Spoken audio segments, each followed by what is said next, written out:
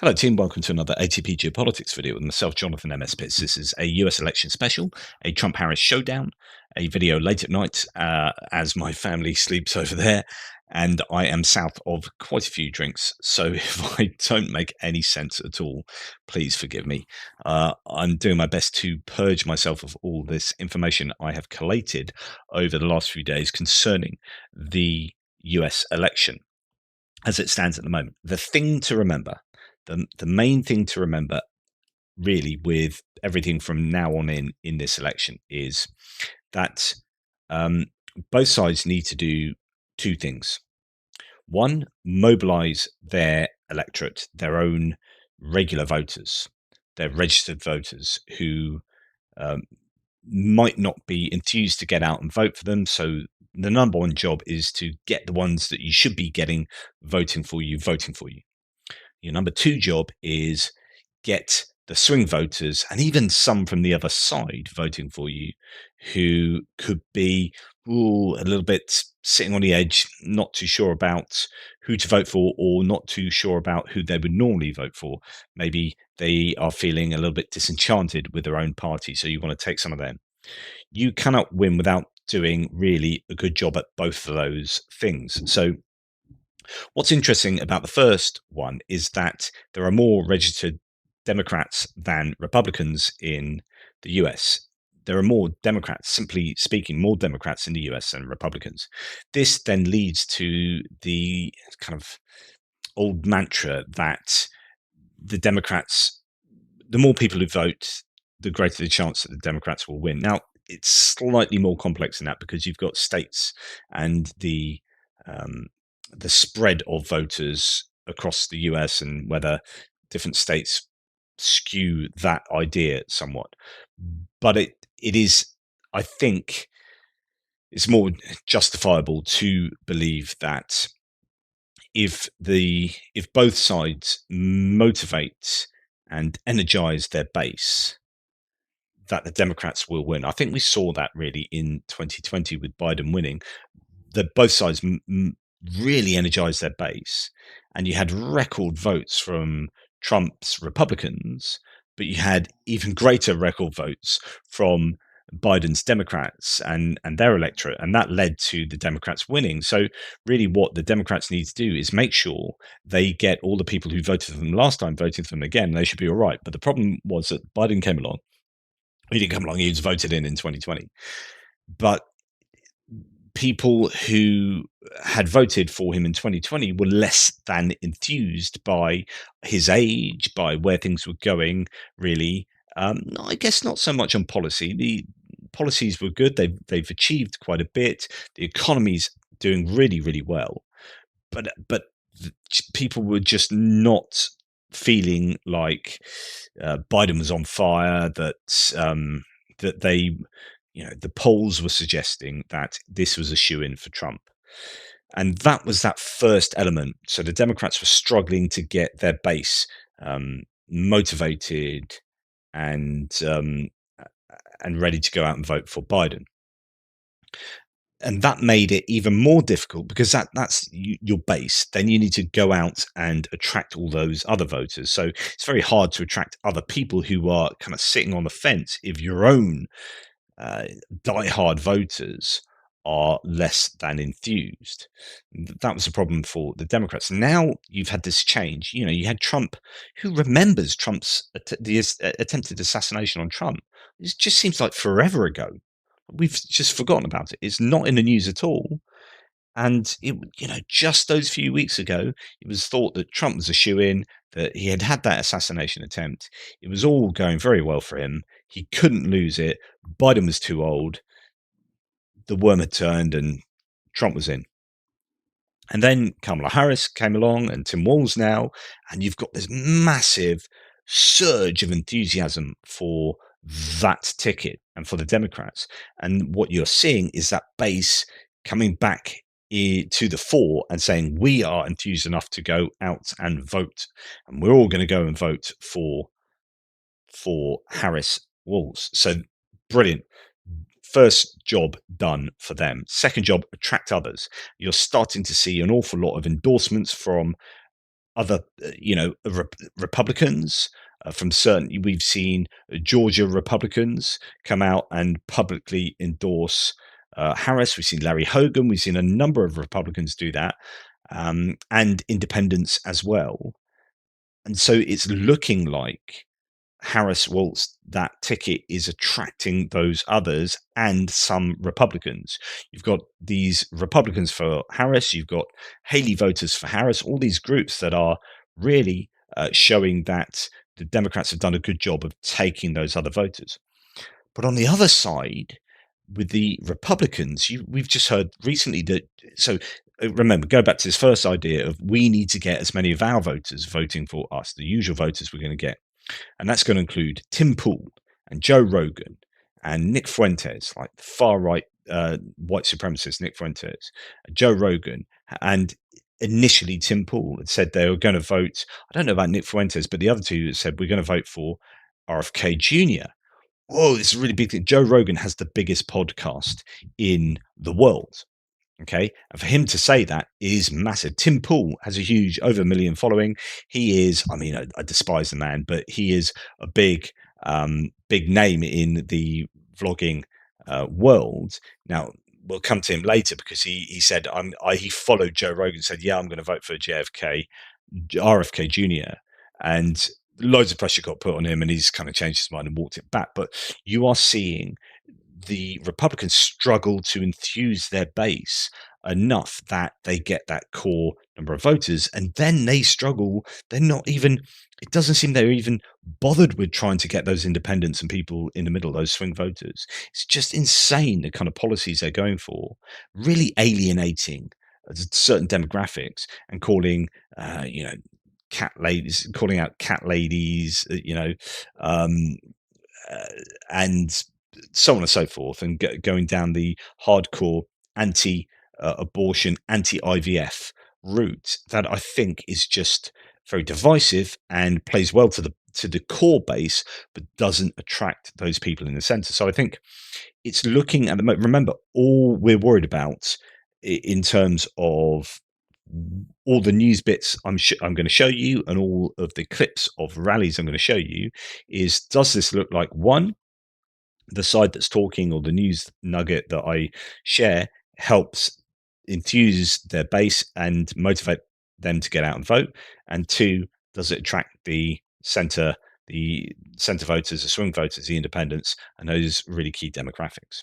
Okay, so I know that's a really long intro to what I'm going to say. So, okay, one of the things that the Republicans are doing at the moment is trying to find the weaknesses in each of the candidates, Harris and Walz. And one of the main things they're doing with Tim Walz is a guy that served 24 years, which is 4 years beyond what he should have done, 24 years in National Guard. They're trying to call him out on stolen valor, which isn't quite correct, as this idea, and also that he handed his notice in, if you like. He retired just before his unit got deployed. Now, as far as I understand, he actually handed his notice in 2 months before they deployed. And anyway, he had served over his allotted years and so on and so forth. So that's what the Republicans have tried to do. And I said the other day that that would be one thing that would maybe have the most purchase, even though I think it's an incorrect accusation.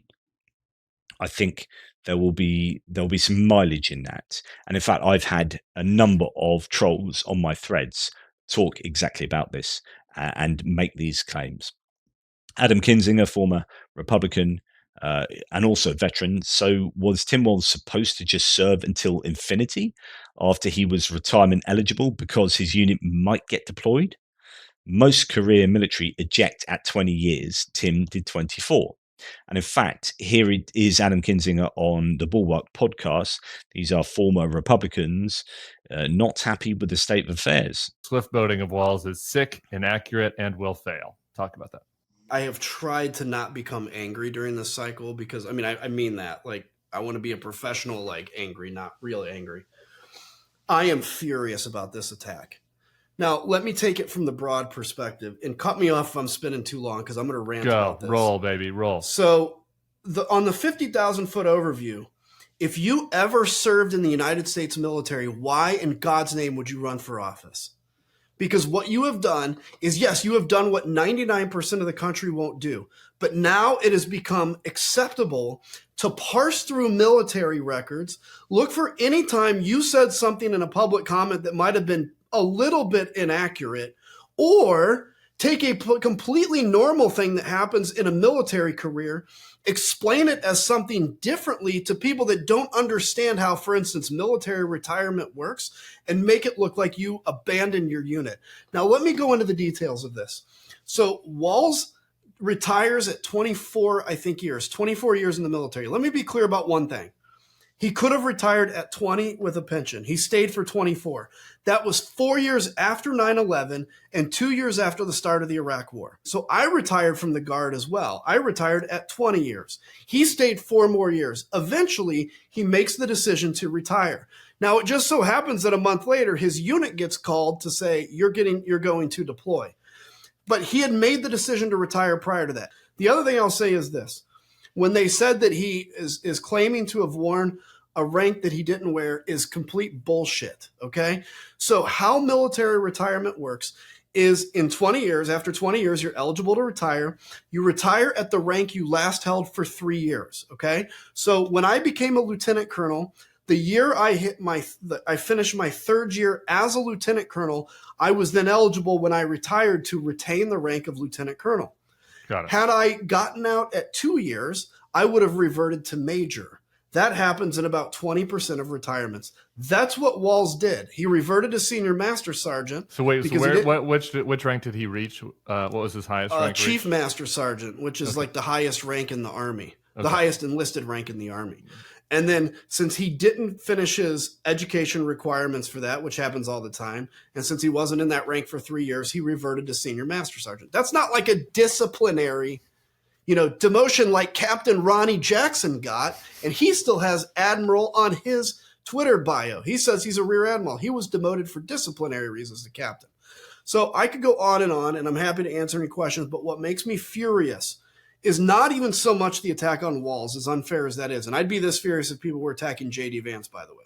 It's the fact that if you served in the military now and you think about running for office, you're like, God, did I ever say anything that somebody happened to get that maybe wasn't entirely 100% true? And if so, I'm never running for office, and it's bullshit. When the people, so on and so forth. So I think that's a really good defense of Tim Walz there and the accusations coming from the Republicans. You've got to remember this as well. We've got Captain Bone Spurs here. So Trump he evaded draft to the Vietnam War because he said he had bone spurs, which was a load of crapola. Draft dodger, Trump called avoiding STDs his personal Vietnam. I feel like a great and brave soldier. I mean, this is a flashback, right? I'll tell you, it's amazing. I can't even believe it. I've been so lucky, right, in terms of that whole world. You've never gotten a social disease. It is a dangerous world out there. It's scary. It's like Vietnam, sort of like the Vietnam era. It is your personal Vietnam, isn't it? It is my personal. It is. You've said that many times. I feel like a great and very brave soldier. Oh, I'll tell you, I don't know. There's joking in there, but the fact that he's evaded Vietnam with bone spurs, supposedly, and his own personal Vietnam is not getting an STD, just, dear. Anyway, you've got Tim Walz, who is on the other hand, I think on fire at the moment, saying some pretty good things. When we wanted to have children, we went through years of fertility treatment. And I remember it was like it was yesterday, just waiting for good news. And then the phone would ring and you would be tensed up, and then you would hear that the treatments had failed. It would blot out the sun that you just wanted something so beautiful and so simple to have a child. And then one day, and it wasn't by chance, when that news came and we welcomed our daughter into the world,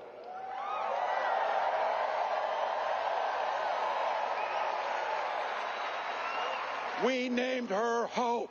We named her Hope.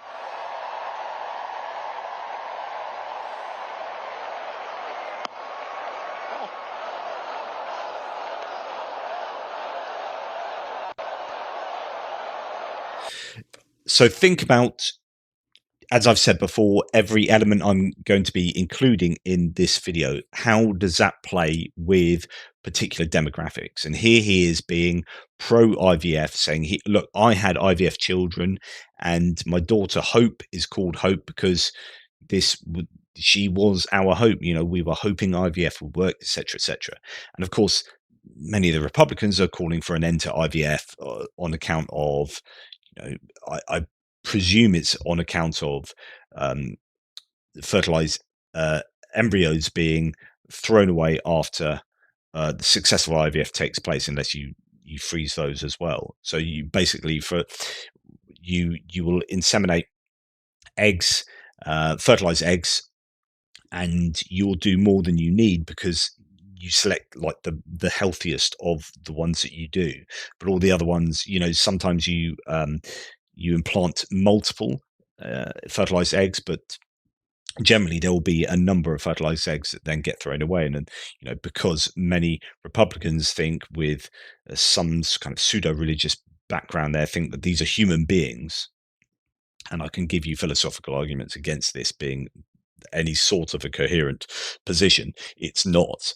But they all say these are human beings, and then to get rid of these fertilized embryos, these petri dishes, is murder. And so therefore we're going to get rid of IVF. And of course, that's when they want people to have children, they're arguing that people should, JD Vance is saying you should have as many children as possible. Well, here's one way that people who can't have children are able to have children, and you say no, but you can't do that. So here he is giving his personal account. Interesting to note that Tim Walz had never done teleprompter speeches before now, and he appears to have hit the ground running. He seems to be able to nail those teleprompter speeches really, really well. He's got a parody account on Twitter that, like, as Pekka Kallioniemi says, I'm pretty sure this Tim Walz parody account is actually run by Tim Walz. It's just absolutely spot on. Here's one thing you'll never find in my military history: exposing America's nuclear secrets, professing my love to Xi Jinping, or attempting to overthrow the American government. Okay, that was three things that Trump has done, right? While I was in the military, Donald Trump was conning elderly people out of the life savings, taking massive loans from communist countries, and hanging out with Jeffrey Epstein. President Bone Spurs said, what about my actual military service? And finally, the best part about being the vice president candidate for the Dems is that my running mate will never try to have me hung by a crowd of her own supporters. And that's, of course, referencing the January the 6th crowds with a gallows shouting, hang Mike Pence, hang Mike Pence. Just, that's really, really tart statements there from the Tim Walz parody account that could just be said from himself. And then on the other hand, you've got JD Vance saying these actual statements. And this is about Barry McCaffrey, who is, goodness me, a retired US general, US Army general, who has, anyway, fairly famous general and whatnot. JD Vance says, this is back in 2022, your entire time in the military leadership, we won 0 wars. You drank fine wine at bullshit security conferences while thousands of working class kids died on the battlefield. Oh, by the way, how much do you stand to gain financially from a war with Russia, Barry? And that's in response to Barry McCaffrey saying JD Vance is a shameful person, unsuitable for public office. His comments are those of a stooge for Russian aggression, which is absolutely true. JD Vance is completely on Russia's side, really effectively in the Russia Ukraine war.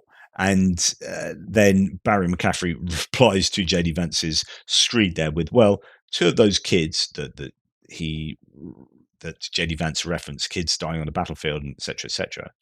Two of those kids were my children. 2 more are now serving, grandsons, and I don't drink wine. Ouch, touche. But JD Vance is just not going down as a very good choice of vice president, and that is, it's being confirmed by pretty much everything JD Vance says at the moment.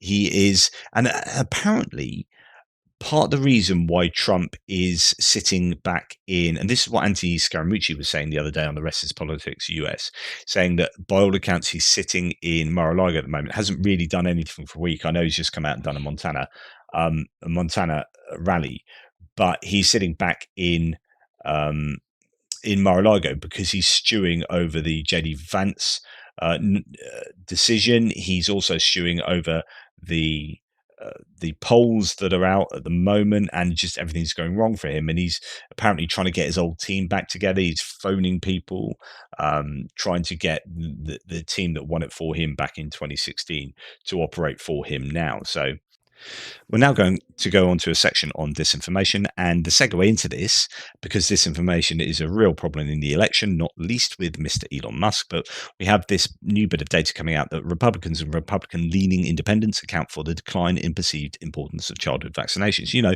those things that no one worried about 5 years ago. In fact, one of my mates I'm going to be speaking to is involved. He works for the UN dealing with medical disinformation regarding things like vaccinations in places like Africa, where people are literally dying because there's disinformation about what vaccines do or don't do.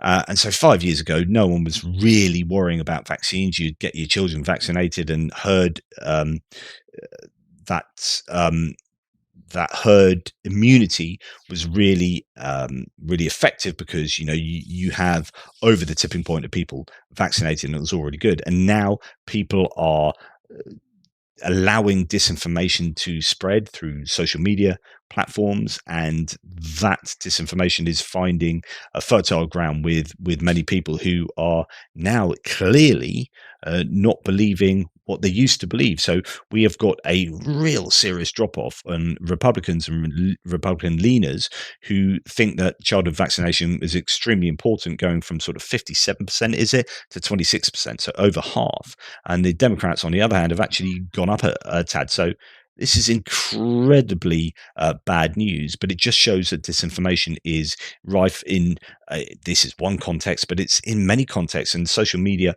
platforms are highly responsible, I think, for facilitating the spread of disinformation. And here we have Michael Weiss talking about the NBC News piece here. Elon Musk's misleading election claims have accrued 1.2 billion views on X now. New analysis says. And Michael Weiss, who stupidly maintains that this platform is where all the real news you can use happens. So Elon Musk saying you don't want to get your news from MSM, mainstream media. You want to get it from Twitter. And of course, Twitter is just a hotbed for disinformation. And he is, at the moment, Elon Musk himself, involved in a massive spat with the UK, where he is. So you've got to remember that we've just had these huge protests of far-right activists getting really, really annoyed up and down the country. And they were initially spurred on by this disinformation news piece that came. Well, I say news, it wasn't news, it was just falsity coming out from the Russians. They claimed that the 17-year-old who stabbed the children up in Southport wasn't what they claimed. It was a Muslim off an illegal immigrant boat called Al Shakati or something like that, who was on the MI6 watch list and was kind of ISIS, etc., etc. And of course, he was a 17-year-old kid from Rwandan descent who was born in Wales and of a Christian family, and he went up and did that anyway. That disinformation has spurred on all these protests, and now the UK government is looking at the role that social media is playing in the spreading of disinformation that causes harm.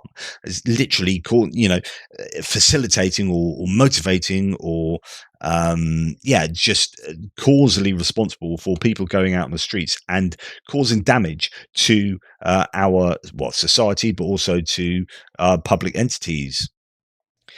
Now, Elon Musk, because he owns Twitter, he believes that the UK government is going to be onto him. So there are these moves for people to be punished for spreading dangerous falsehoods in public that cause harm. And so he's getting onto that and producing meme after meme and saying all of these dubious things on his own platform and amplifying his own voice in so doing.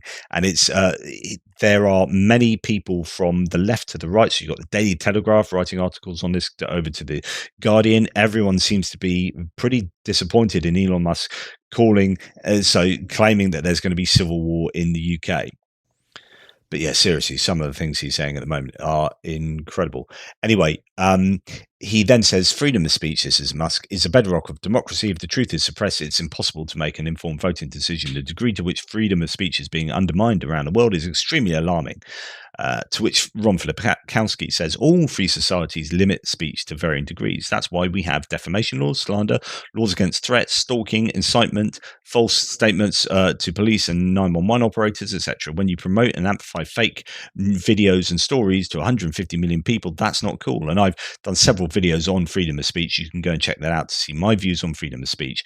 But it is not cool when Elon Musk is amplifying disinformation and calling out dangerously for X, Y, and Z. I just think that Elon Musk he's gone off the deep end recently. Really, really has. Now, this is an example of, I think, of jacking off, JAQ, just asking questions, something that Tucker Carlson used to do on Fox News, where he would just ask a question, but it's actually a really leading question and was making a point. He would do that with really, really controversial subjects to make a controversial point. But he's like, hey, I'm not actually saying this. I'm just asking a question about this. This is what Elon Musk is doing here. He's saying, is this true? Community notes, which is the form of self-regulation he has on Twitter, but it's not very good. And it's good when it works, but it never works quickly enough. And we know that disinformation spreads 6 times quicker than truth. And so therefore, if you put disinformation out there and it takes however many days for community notes to get into action and get something voted to be a foil for that disinformation, then the damage is already done. Here, the question is concerning, is this true? Of course it's not, and it's easily disproved. So Elon Musk could go and do a Google search for that and find out the truth in 30 seconds, right? But rather than do that, he puts out a questioner just asking this question, is this true, on Twitter, and of course the damage is done. And here it's, yes, Tim Walz signed a bill that removed anti-paedophile language from Human Rights Act. Harris's VP pick signed a law that critics say opens the door for paedophilia to become a protected class. And actually, Community Notes is now on the end of that, so putting it to, correcting it. Here, Pekka Kalaniemi says, it took me 2 minutes to find out that this is not true, and gives the context to that and the false designation to that claim from a fact checker. So, this is thoroughly problematic. But, it's just disinformation is rife in this election period, and is a real challenge to being able to make the correct vote. It's just such a difficult time we live in with regard to the spread of falsities. Just listen to this claim from the vampire incarnate that is Stephen Miller.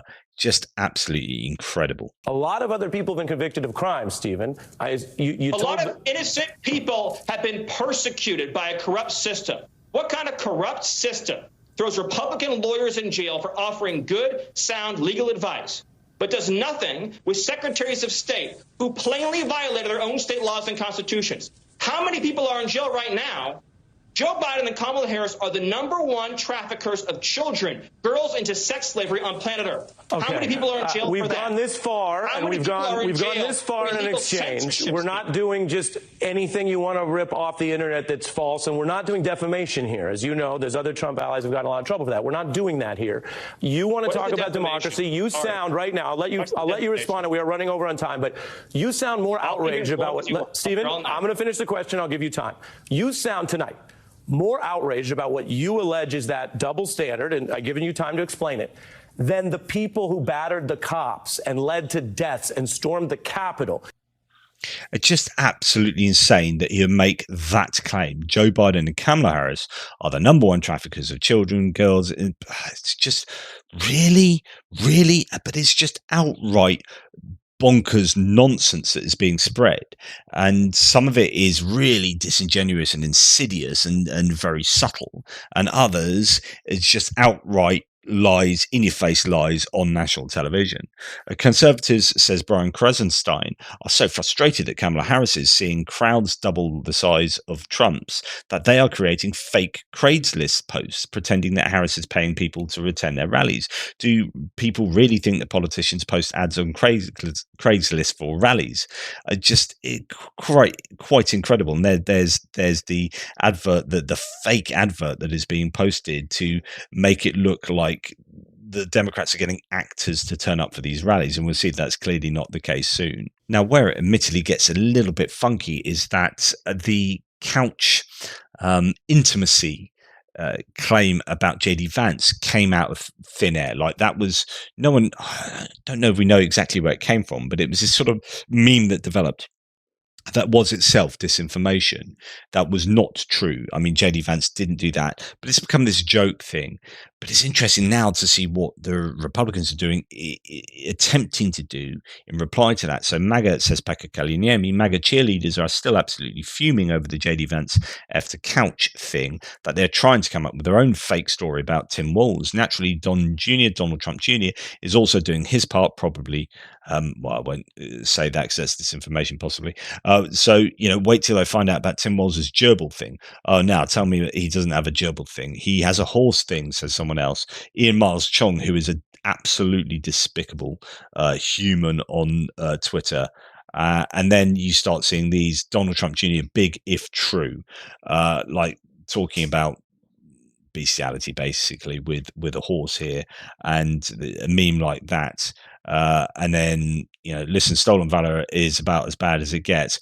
But what is this I'm hearing about a horse? Donald Trump Jr. says he's trying to make up this story about Tim Walz obviously doing things with a horse. And it's just really, really just is fairly pathetic. But then you can also apply that to the JD Vance couch thing. So another story worth looking into, although I'm going to give it a bit of short shrift tonight, is the claim from Donald Trump that he was in a near-death experience in a helicopter ride with Willie Brown, and it was called out by the New York Times as being just complete disinformation, as far as I can make out. And Adam Kinzinger takes that story and then says, hey, remember when Steve Slaton, so a Republican, pretended to be a helicopter pilot in Vietnam, despite not joining till after the war and being enlisted, thereby not a pilot. Those are officers. Literally 2 weeks ago, and MAGA defended him. Now that is stolen valor.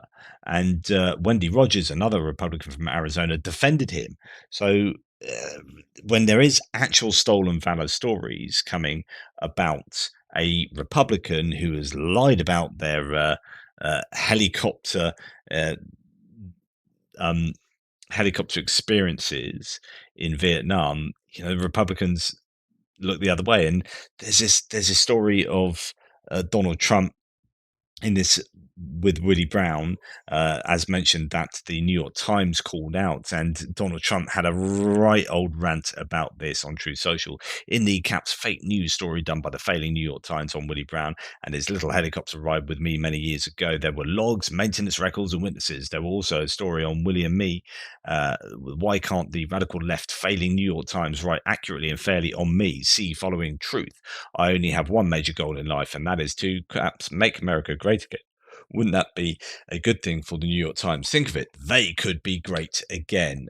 Goodness me. And then we have this weird situation where a woman, and I think this is a result of disinformation, say from the National Association of Black Journalists interview at the conference, where Trump said that, Kamala Harris used to be Indian, now she's black. You got someone here picking up on these ideas, a person of color themselves. I thought she was Indian all this time too. I didn't know she was black. Actually, she's not even black. She's Jamaican. I thought she was Indian too, but she's not. All along, she's black. Actually, she's not even black. She's Jamaican. I mean, what does that even mean? Just blows my mind.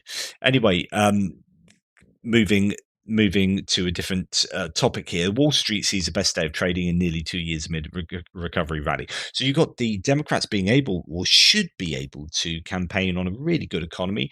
The economy keeps posting month on month excellent figures. They're much better than any competitor, the American economy. And the problem for the Democrats is that many people don't see this. The perception is different from the reality. And unfortunately, perception is lagging behind reality somewhat. And we know that the Republicans are going to be campaigning on the economy, but I think they probably got it'd be slightly easier for them to campaign on immigration. And here is indeed Donald Trump doing both of these things. Actually, Kamala is in the administration now. She does nothing but complain about the terrible border, economy, and inflation. Why doesn't she fix it now? Because she can't. She doesn't have a clue. And of course, as Filikowski points out here, demented lunatic is ranting all day about Harris. The VP has zero power or authority over anything. A constitutional scholar like Trump should know that. In other words, she can only do what Congress passes. And of course, that bill on the border was vetoed effectively by Trump himself. And absolutely crazy. But of course, truth isn't so important for Trump, even though he owns a social media platform called Truth Social. So there you go. Who knew? So here we have Donald Trump being caught on camera saying some pretty egregious things about Kamala Harris, calling her an effing bitch. Let's listen to what he says here. How did I do with the debate the other night? Oh, amazing. Keep that old broken down pile of crap. Yeah. So he calls Biden an old broken down pile of crap and says he basically finished him, and it was his, it was Trump that got Kamala Harris in, and she'll do much better than Biden. It's a bad guy. He just quit, he's quitting the race. Is that right? Yep, I got him out of the race. And that means we have Kamala. I think she's going to be better. She's so bad. She's so pathetic. It's so amazing. It's just so fucking bad. So I just can't imagine. She calls her an effing bitch there. As you can hear, she's so bad, she's pathetic. She's so pathetic. She's so pathetic. It's just so fucking bad. So I just can't imagine. But can you imagine that guy dealing with Putin and the president of China, who's a fierce person? He's a fierce man, a very tough guy. And they see him, they can't. But they just announced he's probably quitting. Good. Yeah, that's amazing. Just keep knocking him out, right? So that's him getting. Well, is he going to get into trouble? I mean, the people that really like him probably going to like him for saying that. Is this, again, the only question is this going to attract the center ground? Is this going to fall well with those who he needs to persuade? Will they even know that he says this? Well, it is getting a bit of traction. Megyn Kelly's come out, former Fox News presenters come out and said, well, so what? She calls him a criminal, sexual predator, fraudster. So I'm pretty sure none of us care, that he's called her an effing bitch. But of course, that's kind of a bizarre comeback, since, as Republicans against Trump say, Trump is literally a convicted felon who was found liable for sexual assault. So it's just a factual claim of what Kamala Harris is saying. But what Trump is saying is just a brutish insult that's just unbecoming of someone running for president, you would think. And this is strange. Trump has just announced that he's not campaigning at all for the next 2 weeks. There is clearly something wrong with him. Why isn't the media asking what's going on? And it's bizarre. He's gone to Montana, which is an easy win for him. Shouldn't need to go there. He needs to be going to the battleground states. I mean, there needs to be a much tighter rein on Trump from his advisors. It's just that simple. He is throwing away this campaign. He's giving Harris the victory, especially if he's going to just go and do nothing for 2 weeks. Claims that he is pretty upset with the way things are going, with JD Vance being his selection and wanting his old team back. But trying to sit sit back in Mar-a-Lago and twiddle your thumbs and get all upset that things aren't going your way is not going to win you a campaign. And there is news. I've got a video somewhere, but I haven't got it here. But there is news that the campaign is going to move from it's going to be an absolute massacre, which they were saying that it was an absolute shoo-in for the Republicans. They're now going to do a bit of a spinning on a dime to actually messaging that this will be a stolen election yet again. I mean, something that we were always afraid was going to happen. And then you look at here, you've got Charlie Kirk, who's an ultra conservative Republican here. Again, the question is, who are you appealing to? Are you appealing to the right people? And are you persuading important demographics over to your side? A lot of them are on birth control too, and birth control like really screws up female brains, by the way. Every single one of you need to make sure that your loved ones are not on birth control. It increases depression, anxiety, suicidal ideation. Birth control is the #1 most prescribed medication for young ladies under the age of 25.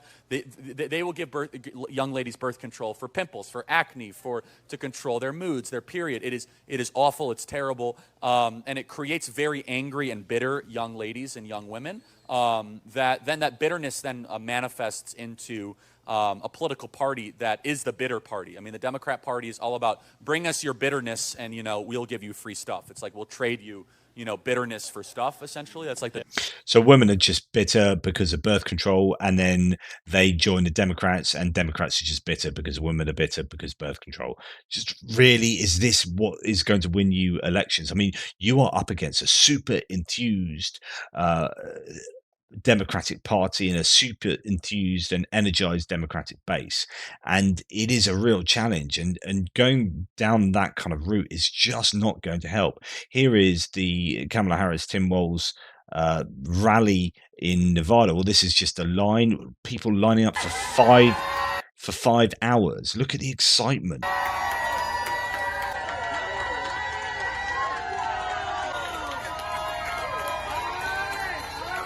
This is what is happening, and it's not looking good for the Republicans. Here we have, this is an hour before the Las Vegas rally, so it hasn't even filled up yet, and it is top rung, which does get filled out as you can see later. But this is an hour before the rally starts, and listen to how enthused and exciting it all is for them. If I actually play it.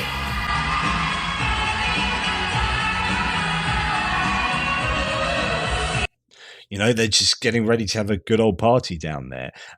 Here it is, looking even more upbeat. As mentioned, this is an hour before the rally starts. So you got dance music and people just really getting into mood. Big old crowds turning up.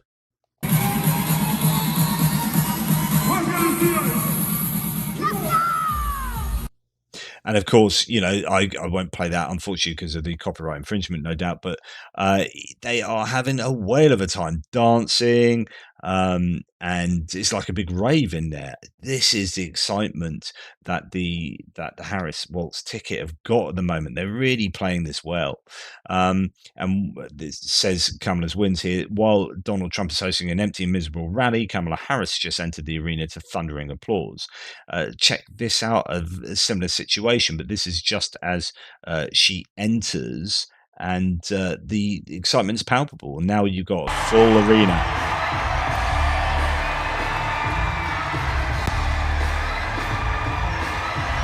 Absolutely packed arena there now.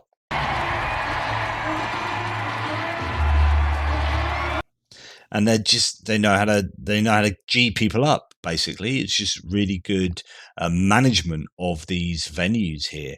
And on the other hand, you have Donald Trump Jr. taking a selfie, saying, well, look at us, and it's half-filled arena or half-filled venue, just lots of open spaces, says Adam Kinzinger, and it's true. It's just, I think comparing these two is like chalk and cheese at the moment. Here, Trump is struggling in Montana tonight. Watch the audience during this rant. So where you see a very tightly scripted performance, and I say performance, and I mean that, by Harris and Walz and other people who are turning up at these events to speak. Everyone's cheering. The cadence of what people say, or what the speakers say, and the lines that they give, deliver these punches. People are just getting up in arms. It's absolutely phenomenal response they're getting, and this is what's going on in Montana, the Trump rally. That's a few months now. The numbers are much worse. Look at the faces. They're not even paying attention. The country happened, but I took a look, and look at this. Because I took that look, I mean, what are the chances of that? So I just want to thank everybody, because I'll tell you what, the level of love and compassion and all of the things that we all went through, that was a terrible thing, and we're going to be very careful. We have to be very careful. That's a few months now. Just everyone's a bit bored. And his long, rambling, broadly non-scripted waffles are not on point. They're not finding the mark. Interesting in Montana as well, and this is not at all unsurprising, by the way. Now we know the real reason Trump landed in Billings in Montana and then drove 2 hours to Bozeman. He couldn't land at Bozeman because the lifelong conman still owes the airport $12,000 from the 2020 election. This is something that's actually gone on most of his financial career, but actually in 2016 and 2020, I think, both campaigns, he famously didn't pay councils to have security at these rallies, not paid airport here. He's left a trail of bills that have been unpaid throughout the country, and he hasn't actually been all that popular with amongst the kind of administrative setup for where he's been giving these rallies, because he famously just doesn't pay his bills. Here, Trump polls his Montana audience on which attack line he should use on Joe Biden, who's he's no longer running against. I'm like, what are you doing? Again, it goes back to, are you going to enthuse your base to the point that they'll get out and vote for you? And are you going to attract those independents and demographics in the middle over to your side by talking about Joe Biden? Joe Biden's not running this. Just get over it, mate. It's just, what are you doing? Like, why are you wasting your time on Joe Biden? You need to be doing better than that, mate. And he's just not. Here's another one. We'll play this one. Kamala Harris. You know, it's interesting. Nobody really knows her last name. If you ask people. Yeah, it's Harris. Do you know what her last name is? Nobody has any Yeah, it's Harris. idea what it is. Harris. It's like Harris. Oh, yeah. Yeah, Harris. I don't know. How the hell did this happen? Do you want me to explain to you how surnames work? I mean, what are you talking about? This is borderline overt racism. Anyway, Trump in Montana. I'll play this one to you. Suburban women like me a lot. You know, it's fake stuff. Why wouldn't they? Suburban woman. Why wouldn't they? You know, I put something in. Why wouldn't they? Maybe because you're taking away their bodily autonomy. When I was president, there will be no low-income housing developments built in areas that are right next to your house. You have a house in the suburbs. You're so proud. And then they want to build a low-income job with a 30-story building next to your house. And your house is worthless. And I stopped it. And then they say, well, I don't think suburban women like them. I think they like me. I'm going to keep criminals out of your neighborhood. That's really all that matters. I think they like me anyway. So this is basically having a go at the working class and basically calling them criminals. Just, complex issues, these. Poverty, the relationship of poverty to crime is, of course, an interesting and important one. But to say these things are really quite divisive at a time when you want to be attracting the working class and middle class, women, men, young people, black people, people of color, so on and so on. You want to be attracting everyone to vote for you. And yet here he is, just being as divisive as he possibly can. Insane. And then this weird one, which is an interesting admission. remember when I used to always walk up to the press under the helicopter or under the wing of the plane and talk to them? I loved it because if I didn't like their question, I could say, I can't hear the helicopters. But they do mini versions of it. Nobody ever did that before, you know. That was it. And they copy. Everybody copies me. So. And of course, he there is, of course, admitting that he did not like certain questions and would ignore those questions and pretend he couldn't hear because the helicopter rotor blades were being too noisy. Yeah, interesting.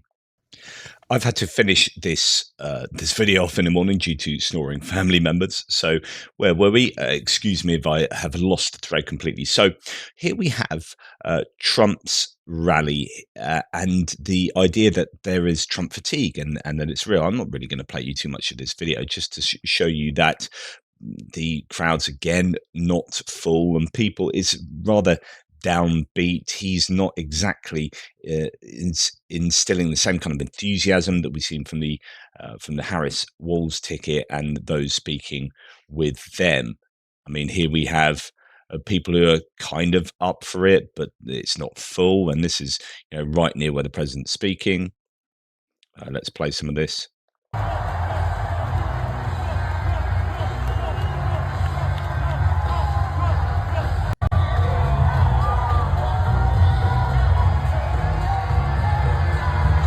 There he is.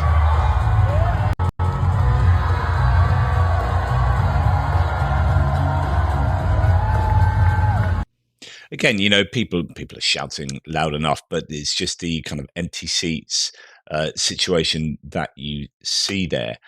Anyway, we'll move on. And here we have a weird admission. Let's listen to it before I give you my analysis. You hear these lunatics back there say, Trump didn't get anything from Mexico. Well, there was no legal mechanism because I said they're going to help fund this wall, but there was no legal mechanism. How do you go to a country and say, by the way, I'm building a wall, hand us a lot of money? So when you... And that's the point. I mean, what a bizarre thing to say. He's saying, oh, people are criticizing me because I didn't get anything achieved with Mexico. Well, there's no mechanism for that. How do you go to Mexico and ask them to pay for the wall that you're going to build? So we couldn't build it. Well, yeah, that's the problem. You said you're going to make Mexico pay for it. It was impossible to do so. You were promising the impossible. You didn't deliver.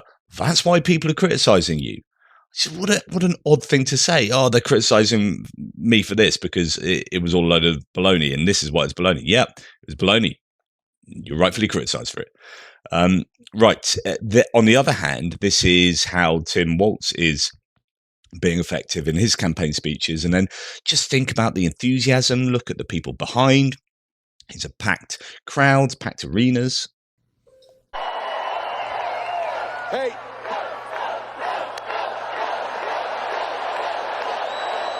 Yeah. Wow.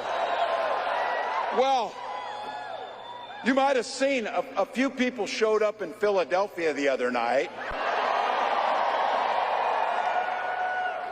And then 10,000 plus walked into a field in western Wisconsin. And then on Wednesday, the largest crowd of the campaign showed up in Detroit, Michigan.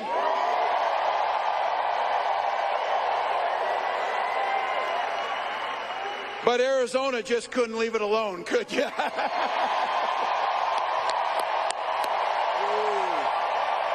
Wow.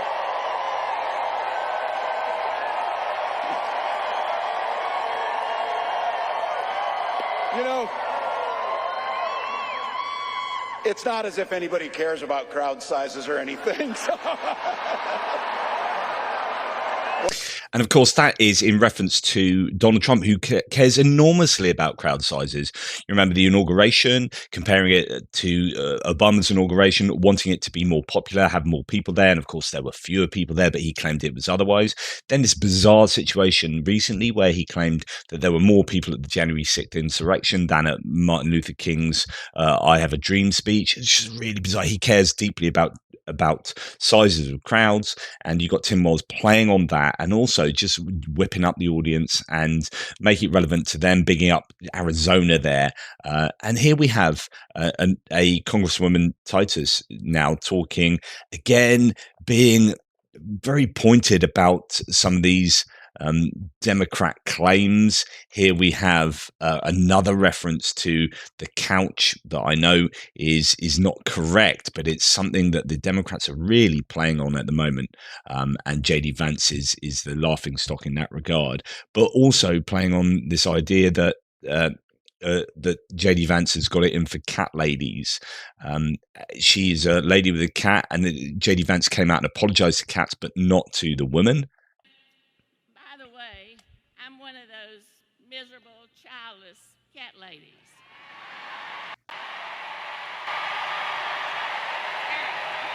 I'm a miserable, childless cat lady.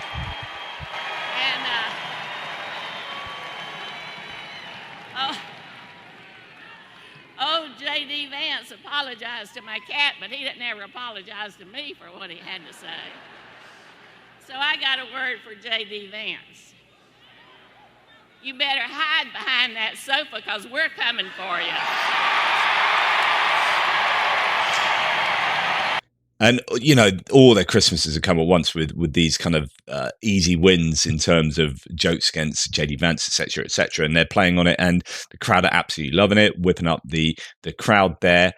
Here we have Kamala Harris talking back to this idea of, you know, locking up. And she says exactly the right thing here in response to those crowd chants.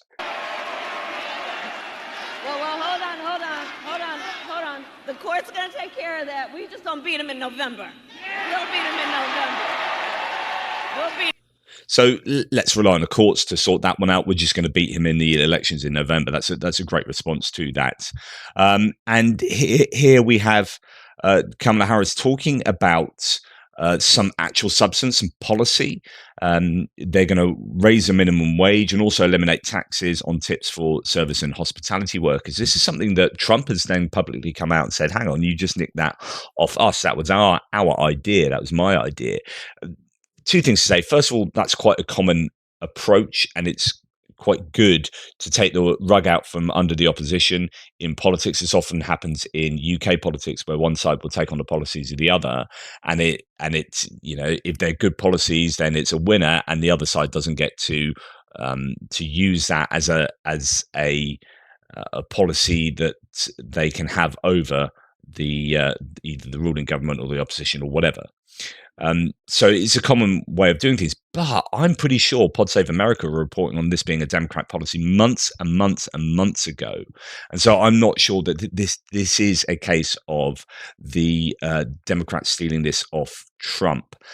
Anyway, just to, you know, this is parody come true. This is Borat, Sacha Baron Cohen, the British comedian who went around pretending he was Kazakhstani? Was it Kazakhstan?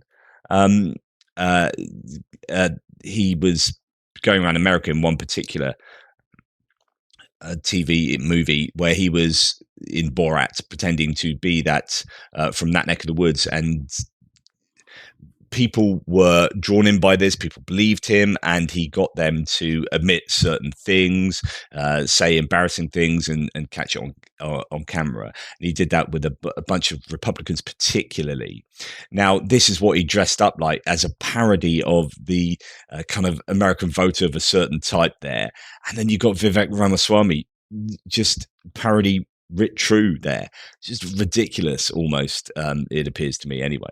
Right, moving on to some polls here, and we'll whip through these pretty quickly. Now, in reflection of what we've just been talking about, so talking about those two elements of whipping up your own base and trying to take voters from the middle and from the other side, the question is, are the Democrats being successful at doing that? How are they enthusing both of those sectors? And if they're being successful in that, you'll see a shift in the polls. And lo and behold, here we have the New York Times Siena Swing State poll that has a combined lead of Harris up 5, but in Michigan up 5, in Pennsylvania up 2, in Wisconsin up 6. For whites, it's even. For blacks, it's Harris plus 68. In the suburbs, it's Harris plus 11. And for white college voters, it's Harris plus 23. Just incredible results there. And The Guardian reporting on this, new poll shows Harris 4 points ahead of Trump in 3 key swing states. And it depends how you slice and dice the stats as to whether it's registered voters, likely voters, etc., etc. She leads by 4 percentage points in Wisconsin, Pennsylvania, Michigan, 50 to 46 among 2,000 likely voters across the 3 states. It does change a little bit with registered voters and whatnot, but yeah, these are exactly the sort of polls that Harris is going to want to see. And then it gets to this, which is phenomenal. So Kamala Harris has opened up a 6% national lead over Trump on Polymarket, the world's largest prediction market, when you consider that Trump was leading Biden 71 to 17% at one point. This is a truly incredible turnaround. So she's 52% to 46% up in those in the election forecast on the betting markets. This is incredibly important because actually that's where people are going to put their money, and so there's quite a lot of store you can put in these results.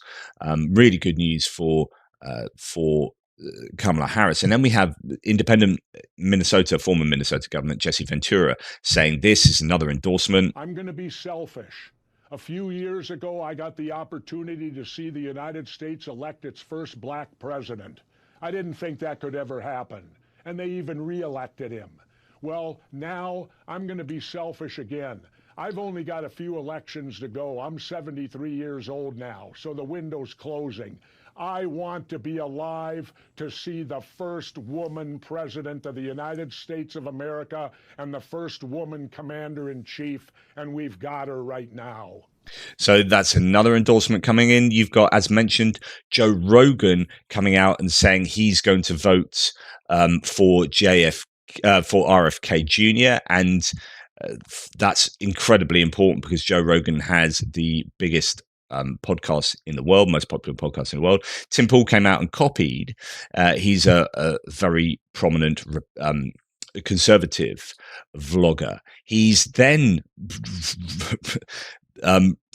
gone back on that original decision because he's been put under a lot of pressure, rather like Kyle Rittenhouse was. You remember that young shooter who killed someone, was it in Kenosha, where he killed someone and then was not, he was found not guilty of murder, and he's become this kind of gun rights activist and massive sort of Republican supporter. He came out and said, actually, I'm not going to vote for Trump because he's not strong enough on Second Amendment rights. And then he got hammered by his own supporters, and he had to do a volte-face on that and say, oh, sorry, yep, I am going to vote for Trump. I didn't realize what I was saying. Tim Pool's done that. He was accused of, Tim Pool is not doing much to beat the he's rodent allegations, literally tried to copy Joe Rogan, but his right-wing funders were not happy. Tim Pool here saying, I really stepped in it this time. Ha, ha, ha, holy crap, I'm voting for Trump. So he's gone back on that. But the idea that these people are going against what they were initially claiming. I mean, Nick Fuentes, the white supremacist, apparently has said he's not voting for Trump either. There is a bit of a leakage going on in those supporters for Trump, which I think is a significant reflection of what's going on. Here we have Olivia Troy, former advisor to Vice President Mike Pence. She's now in with Republicans for Harris. So again, leaking that support away from the Republicans to the Democrats. How many Democrats for Trump groups are there, and how successful are they? Carrie Lake in Arizona has just tried to have some meeting for Democrats for Lake, and it was a complete disaster. It's basically, she is well behind against Gallego in the polls in Arizona. It's not looking good for the Republicans down a ticket there, and Carrie Lake looks like she's going to lose yet again. But I don't think you're going to see as many Democrats for the Republican groups and movements and people as you will see Republicans for Harris. You've got Nikki Haley voters for Harris. You've got Republicans for Harris. You've got Republicans against Trump. All of these groups that are doing a good job. And then the Bulwark podcast is essentially that, and they've got loads of content providers now and writers and influencers on board with the Bulwark. You've got all sorts of different groups here and there. Here's Troy. You're a lifelong Republican. But you have long distinguished yourself as not part of MAGA, and you say, quote, the stakes are too high to not speak out in this election. So tell us more, first of all, about Republicans for Harris and why you're a part of it.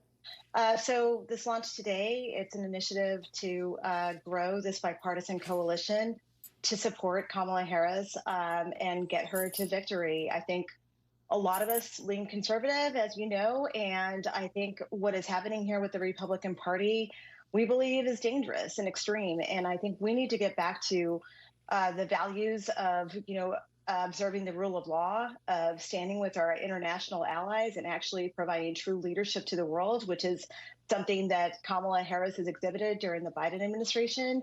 And I think we need to stand strong against. So this is really interesting. She's taking the view that the Biden administration has been much stronger on foreign policy, whereas Trump is going in the isolationist direction. This is something I've been pointing out an awful lot, and that is something that is swaying her, and no doubt many other Reagan Republicans. Now, in respect to these polls, these surging polls, as Harris and Walz are surging in the polls, we have the response from Trump, who says Kamala Harris, whose honeymoon period is ending and is starting to get hammered in the polls, just copied my no taxes on tips policy, as I mentioned earlier. The difference is she won't do it. She just wants it for political purposes. This was a Trump idea. She has no ideas. She can only steal from me. Remember, Kamala has blah, blah, blah, blah. But the point is, he's in denial here of the reality of the polls. The polls are having the Democrats surging, and they are not getting hammered in the polls. It's just.